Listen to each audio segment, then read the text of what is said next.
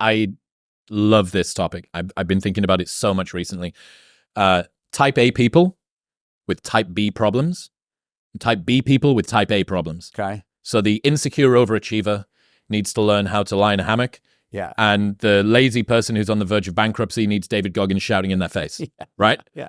Now, the interesting thing is, because of culture and because of the way that people are perceived, a person who is overworked but outwardly very successful will always seem to be in a more preferable position than someone who's on the verge of bankruptcy and needs to get off Xbox. Right? So we gift more sympathy because it seems charitable, right? It seems supportive to the person who you just need to work harder. Yeah. Think about what you have contributed to the world, which are movies. In every movie, the training montage of the down underdog is them working hard and learning to get up on time and be disciplined and so on and so forth.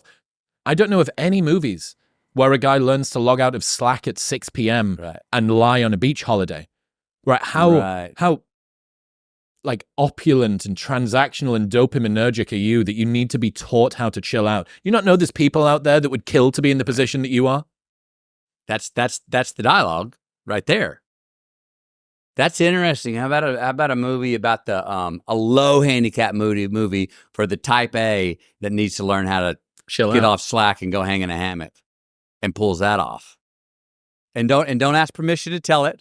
don't ask for boo-hoos for the character. Just because no one's showing that.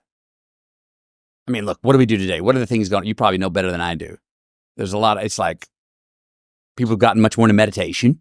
Successful people got much more into meditation. Mm-hmm. You brought one up earlier. Psilocybin is now sort of an avant-garde sort of hair. Hey man, this is a way to breathwork, cold plunge, sauna, sound healing. Yeah. Now, how many of those are we going to look at in 10 years and go, that was a fad? How many of those are we going to go, that was a really cool discovery? Well, here's the vicious thing about those modalities, that a lot of people, I call it productivity purgatory, which is the things that you do for fun, you only do in order to be able to service more productivity when you get back to it. Right. So why do you do your breath work? Not because it makes me feel good and I like to do breath work, but because I watched an Andrew Huberman podcast episode that said that it allows me to work 15% harder the next day. And you go, no. Like, your recovery modalities should be in service of themselves. Do you think this is if we're going to call it a sin or disease, I'm going to do that for stereotype and typical word. Do you think this is a sin or disease of the West? Because, for instance, I'm in Italy. And we were with this wonderful couple, older couple, and they were both like 80, and they were just had their shit together, man. And the lady was a great shape. I get great shape. She was, I swim around this island each day, and then they swim there, and my question was, how far do you swim? And she was like, what? I swim until I don't want to swim anymore. I was like, it's a very Western idea. How far? How much time? She was like, I swim until I don't want to swim anymore.